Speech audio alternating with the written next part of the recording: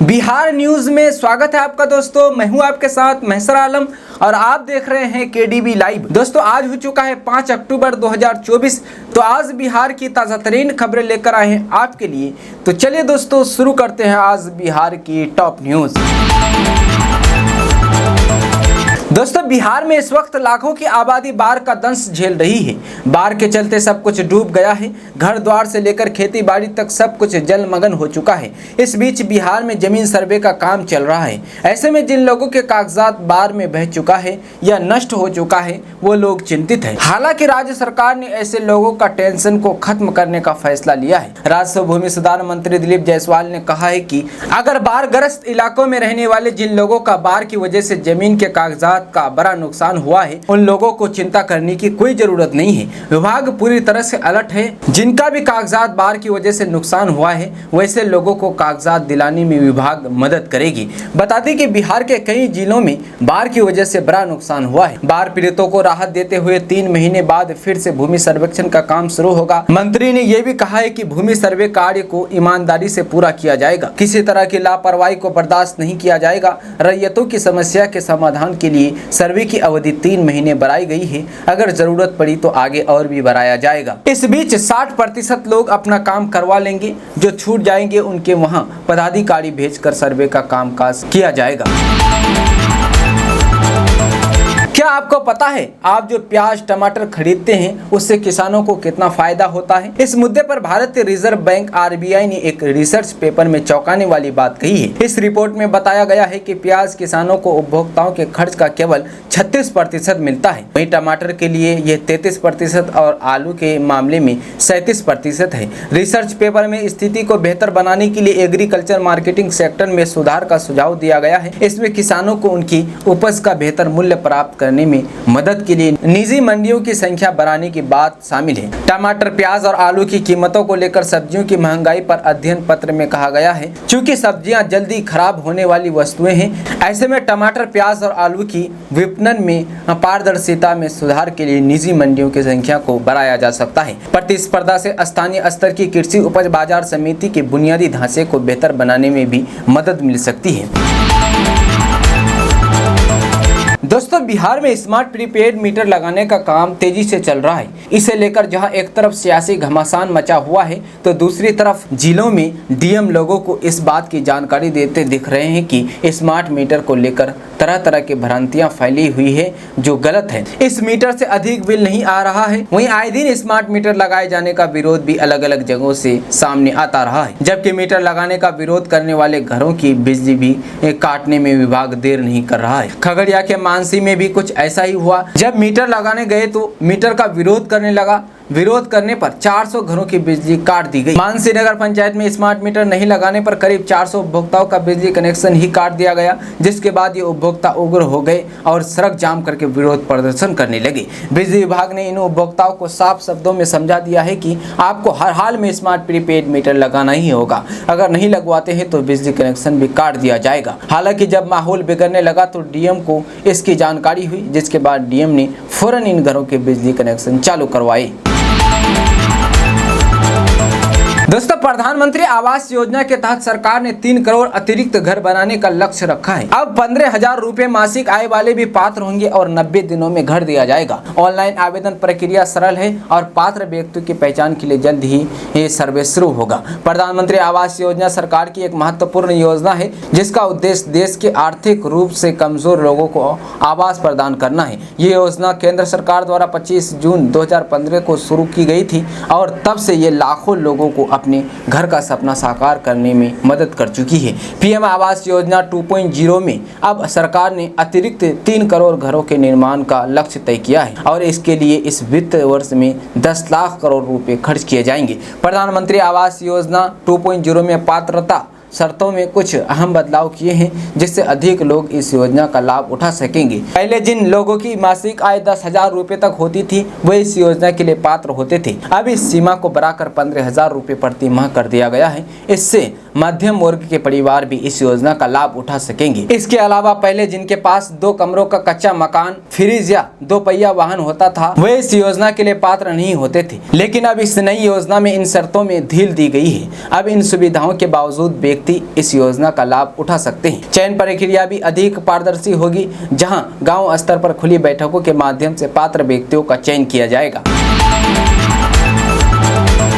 दोस्तों, बिहार में एक बार फिर समुद्री चक्रवात का असर दिखने वाला है। पटना सहित बिहार के ज्यादातर भागों में शनिवार को घंघोर बारिश होने के आसार है। इस दौरान बिहार के 3/4 हिस्से में बादल छाए रहेंगे। इस कारण अधिकतम तापमान में 1 से 2 डिग्री सेल्सियस की गिरावट आएगी। मौसम विभाग ने शनिवार को पटना सहित दक्षिण, मध्य और पूर्वी भागों में गरज और तड़क के साथ बारिश को लेकर येलो अलर्ट जारी किया गया है। बारिश होने से तापमान में गिरावट के आसार है, लेकिन बाढ़ प्रभावित इलाकों में बारिश लोगों के लिए तबाही का सबब होगा। मौसम विभाग की रिपोर्ट के अनुसार एक चक्रवाती संरक्षण म्यांमार और पूर्वी बांग्लादेश के ऊपर फैला हुआ है। इसकी दिशा उत्तर पूर्वी बिहार की ओर है। इसके प्रभाव से 2 दिनों तक प्रदेश के ज्यादातर हिस्सों में हल्की से मध्य स्तर की बारिश होने के आसार है। वहीं गुरुवार को प्रदेश के कुछ जगहों पर मध्यम और हल्की बारिश हुई है, जबकि ज्यादातर इलाकों में बादलों की आवाजाही के बीच उमस वाली गर्मी से लोग परेशान रहे। शनिवार को इससे राहत की उम्मीद है। शुक्रवार को राजधानी में सुबह से ही बादलों की आवाजाही जारी थी, लेकिन बीच बीच में सूरज की तल्खी के कारण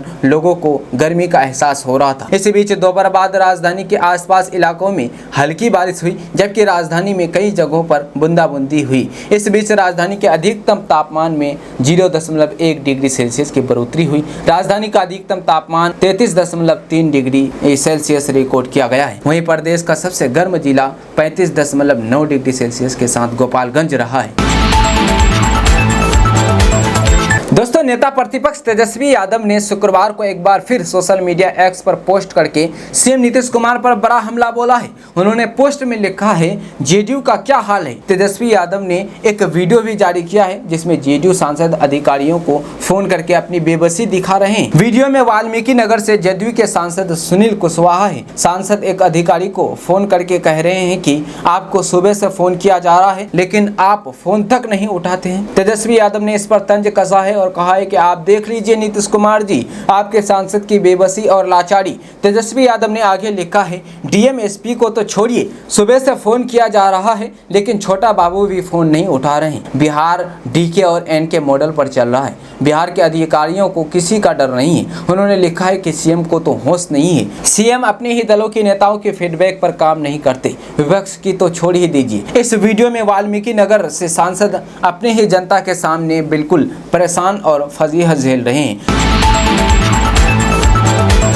दोस्तों, बिहार में 1 दर्जन से अधिक जिले बाढ़ की चपेट में हैं। बाढ़ प्रभावित जिलों में जिला प्रशासन की तरफ से तमाम तरह की राहत कार्य चलाए जा रहे हैं। खुद मुख्यमंत्री बाढ़ को लेकर एक्शन में हैं। मुख्यमंत्री नीतीश कुमार लगातार बाढ़ प्रभावित इलाकों का दौरा कर रहे हैं। दरभंगा पहुंचे सीएम नीतीश कुमार ने बड़ा ऐलान किया है और कहा है कि दशहरा से पहले बाढ़ पीड़ितों को सरकार 7-7 हजार रुपए की आर्थिक मदद देगी। दरअसल बिहार में बाढ़ को लेकर हो रही सियासत के बीच मुख्यमंत्री नीतीश कुमार शुक्रवार को दरभंगा पहुंचे, जहाँ उन्होंने बाढ़ प्रभावित इलाकों का दौरा किया। इस दौरान मुख्यमंत्री राहत शिविरों में पहुंचे और एक एक चीज की जानकारी ली। इस दौरान उन्होंने पोलो मैदान स्थित इंडोर स्टेडियम में बाढ़ राहत फूड पैकेजिंग सेंटर का निरीक्षण करते हुए अधिकारियों को जरूरी दिशा निर्देश दिए हैं। फूड पैकेजिंग केंद्र का निरीक्षण करने के बाद सीएम नीतीश ने बिरौल अनुमंडल में बाढ़ प्रभावित इलाकों का हवाई सर्वेक्षण किया। सर्वेक्षण के बाद सीएम बिरौल अनुमंडल की फोरागाछी स्थित हेलीपैड से पुनौज गाँव के लिए रवाना हो गए। इस दौरान उन्होंने पुनौज गाँव में सामुदायिक किचन का निरीक्षण किया और सभी चीजों की जानकारी ली। इस दौरान मुख्यमंत्री ने बाढ़ प्रभावित लोगों के लिए बड़ा ऐलान किया है। सीएम नीतीश ने ऐलान किया है कि दुर्गा पूजा से पहले सभी बाढ़ प्रभावित लोगों को 7-7 हजार रुपए का अनुदान की राशि डीबीटी के माध्यम से सीधे उनके बैंक खातों में भेज दिए जाएंगे। बिहार सरकार के मंत्री मदन सैनी ने इसकी पुष्टि की है। 9 अक्टूबर को पटना से लगभग 48 हजार बाढ़ पीड़ितों के खाते में पैसे ट्रांसफर कर दिए जाएंगे।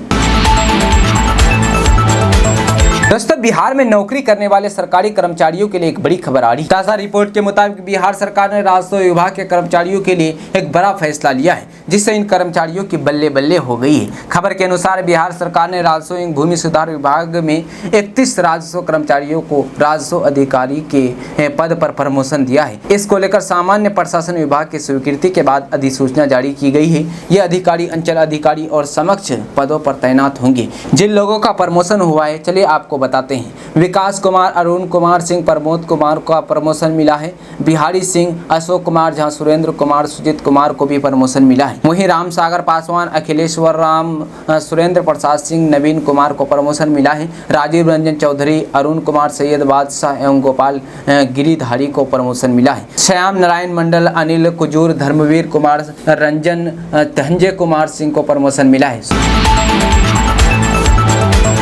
दोस्तों, बिहार में जमीन सर्वे के लिए कागजात दुरुस्त करने को लेकर भले ही विभाग द्वारा विशेष भूमि सर्वेक्षण कार्य 3 माह तक बढ़ा दिया गया है, इसके बावजूद भू मालिकों की परेशानी कम होती नहीं दिख रही है। पहले भूमि से संबंधित खतियान की सत्यापित प्रति से संबंधित आवेदन के लिए लंबी कतार लगती थी। अब उसे प्राप्त करने को लेकर आवेदक घंटों लाइन में खड़े रहते हैं। दिन भर कतार में लगने के बाद भी उन्हें वांछित कागजात प्राप्त नहीं हो पा रहे हैं। जब आवेदक काउंटर पर पहुंचते हैं तो पता चलता है कि उनके कागजात की सत्यापित प्रति तैयार नहीं हुई है। 1 साल पूर्व शुरू नई व्यवस्था के तहत आवेदन से 1 सप्ताह के अंदर आवेदकों को वांछित कागजात की सत्यापित प्रति देने का प्राविधान जिला प्रशासन द्वारा किया गया है। वितरण काउंटर लाइन में लगे बुजुर्ग आवेदक भानु प्रकाश कहते हैं कि अभी तो 4 सितंबर का खतियान देने की बात बाबू कर रहे हैं, उसमें मेरा तैयार है कि नहीं काउंटर पर जाने के बाद ही मालूम होगा। वहीं खैरही निवासी राम प्रवेश कहते हैं कि भूमि सर्वे तो अच्छी पहल है, परंतु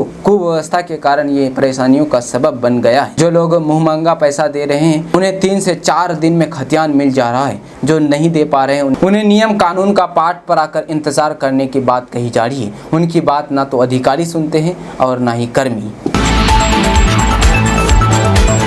दोस्तों, पटना में आयोजित news 18 India diamond state summit में बिहार सरकार के जल संसाधन मंत्री विजय चौधरी ने प्रशांत किशोर, तेजस्वी यादव और पप्पू यादव पर जमकर निशाना साधा है। विजय कुमार चौधरी ने कहा कि बिहार की जनता एक बार फिर से नीतीश कुमार को कुर्सी पर बैठाएगी। वहीं नीतीश कुमार के पाला बदलने की बात पर कहा है कि ये सब आप लोगों को दिख रहा होगा, ऐसा हमारी ओर से कुछ भी नहीं है। वहीं अशोक चौधरी वाले पोस्ट को लेकर विजय चौधरी ने कहा कि जेडीयू में ऑल इज वेल नहीं, ऑल इज वेरी वेल है। विजय चौधरी ने प्रशांत किशोर के बयान की इस बार बिहार में एनडीए की सरकार नहीं बनेगी वाले बयान पर विजय चौधरी ने कहा कि पहले से कुछ बोल ही रहे थे, इनको भी बोलने दीजिए, इनके बोलने से क्या होगा। उन्होंने अपनी पार्टी के ऐलान के दिन गांधी जी के नाम पर राजनीति शुरू करने की बात कही, लेकिन कहा कि जनसुराज की सरकार बनती ही शराबबंदी खत्म कर देंगे। अब समझिए ये कैसा सिद्धांत है। वहीं विजय चौधरी ने तेजस्वी यादव और पप्पू यादव के बाढ़ राहत वाले बयान पर भी प्रतिक्रिया दी है।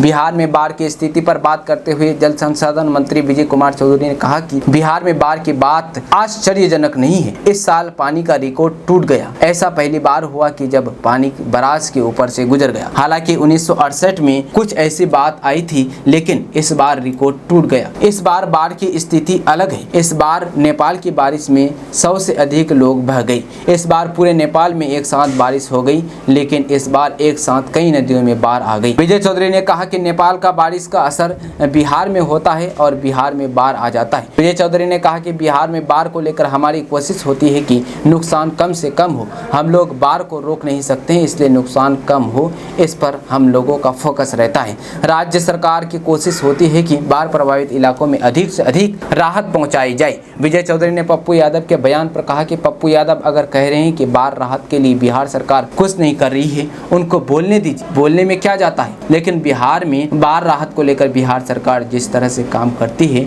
इसको देखकर दूसरे राज्यों के लोग भी फॉलो करते हैं। तेजस्वी यादव और पप्पू यादव से और क्या उम्मीद कर सकते हैं। दोस्तों, हमारे देश में चाय की खेती सबसे ज़्यादा असम, गुवाहाटी, दार्जिलिंग और जम्मू कश्मीर में होती है, लेकिन इन राज्यों के अलावा अब बिहार में भी चाय की खेती की जा रही है। बिहार सरकार राज्य में चाय की खेती को बढ़ावा देने के लिए विशेष उद्यमी फसल योजना के तहत 50% सब्सिडी यानी करीब 2.5 लाख रुपए दे रही है। विशेष उद्यानिकी फसल योजना के तहत बिहार उद्यानिकी विभाग द्वारा चाय की खेती के लिए किसानों को 50% सब्सिडी दे रही है, जिसमें उद्यानिकी विभाग द्वारा चाय का खेती करने के लिए प्रति हेक्टेयर लागत 4,94,000 रुपए तय की गई है। इस पर किसान को लागत की 50% सब्सिडी यानी 2,47,000 रुपए प्रति हेक्टेयर दिया जाएगा। ये राशि किसानों को 2 किस्तों में दिया जाएगा। वहीं इस योजना के तहत 150 हेक्टेयर में चाय की खेती करने का लक्ष्य निर्धारित किया गया है। बिहार में चाय की खेती को बढ़ावा देने के लिए सरकार द्वारा योजना चलाई जा रही है। इसके लिए सरकार ने एक शर्त भी रखी। दरअसल जिन किसानों ने पिछले साल जुलाई अगस्त के सीजन में चाय के नए पौधों की रोपाई की है, उन्हें ही इस अनुदान योजना का लाभ दिया जाएगा। इस योजना के तहत दूसरी किस्त का पैसा तभी मिलेगा जब 2024-25 तक चाय के नव रोपित पौधों में से करीब 90% पौधे जीवित रहेंगे। इस योजना के तहत लाभार्थी किसान का चुनाव जिले के निर्धारित लक्ष्य के आधार पर किया जाएगा। दोस्तों, बिहार के राजस्व एवं भूमि सुधार मंत्री दिलीप जायसवाल ने बाढ़ग्रस्त इलाके के रैयतों की बड़ी समस्या का समाधान कर दिया है। बाढ़ में बह गए जमीन के दस्तावेजों को लेकर परेशान रैयतों को राहत देते हुए मंत्री ने आश्वासन दिया है कि जमीन के कागजात को लेकर किसी को घबराने की जरूरत नहीं है। सरकार उन सभी रैयतों को कागजात मुहैया कराएगी जिनके दस्तावेज बाढ़ में बह गए या पानी में डूबने से खराब हो गए हैं। 1 साल के अंदर जमीन मालिकों को विभाग कागजात उपलब्ध कराएगा। मंत्री ने कहा है कि जमीन के कागजात को उपलब्ध कराने की जिम्मेदारी अब राजस्व एवं भूमि सुधार विभाग की। इसे लेकर सभी अंचल अधिकारी को आदेश भी जारी कर दिया गया है। पिछले दिनों नेपाल में आई भारी बारिश के बाद तमाम बराज के गेट खोल दिए गए, जिसके बाद कई तटबंध टूट जाने से बिहार के कई इलाकों में बाढ़ का पानी घुस गया। अचानक पानी गांव और घर में घुस जाने के कारण ज्यादातर लोग घर में रखे कागजात नहीं निकाल पाए। घर में रखे डॉक्यूमेंट्स भीग कर नष्ट हो गया, जिसके कारण कई लोगों को सर्वे का काम नहीं होने का डर सताने लगा। ऐसे लोगों को विभाग के मंत्री दिलीप जायसवाल ने बड़ी राहत दी है। उन्होंने कहा है कि बिहार सरकार रैयतों की समस्या बखूबी समझ रही है। उनके लिए सरकार विशेष व्यवस्था करेगी, इसलिए रैयतों को चिंता करने की जरूरत नहीं है। दोस्तों, बिहार के जिला अस्पताल में मिलने वाली ऑनलाइन सुविधा उपलब्ध कराने में उत्तर बिहार के जिलों का प्रदर्शन बेहतर है। जिला अस्पतालों में किशनगंज, कटिहार और सुपौल शीर्ष पर है।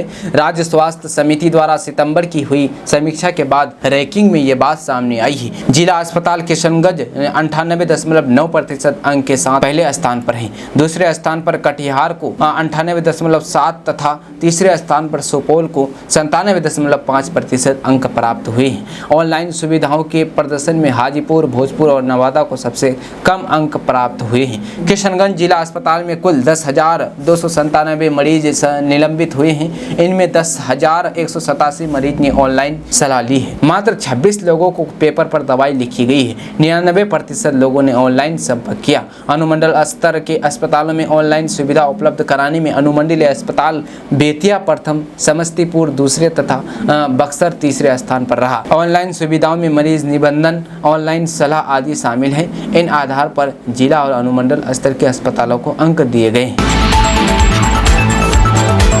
दोस्तों, बिहार में सेवा पखवाड़ा अभियान के अंतर्गत बिहार के डिप्टी सीएम सम्राट चौधरी ने पटना के गांधी मैदान स्थित खादी मॉल से 4 अक्टूबर को खादी उत्पाद की खरीदारी की। इस दौरान सम्राट चौधरी ने बयान देते हुए कहा कि महात्मा गांधी के आदेशों को पूरी तरह से नरेंद्र मोदी के नेतृत्व में बीजेपी ने अपनाया है। उन्होंने देश में बनने वाली स्वदेशी चीजों को, खादी के उद्योग को बढ़ावा देने के लिए ये खरीदारी की। वहीं उन्होंने नक्सल को लेकर कहा कि गृह मंत्री अमित शाह और बिहार में नीतीश कुमार के नेतृत्व में नक्सलिज्म खत्म हो चुका है।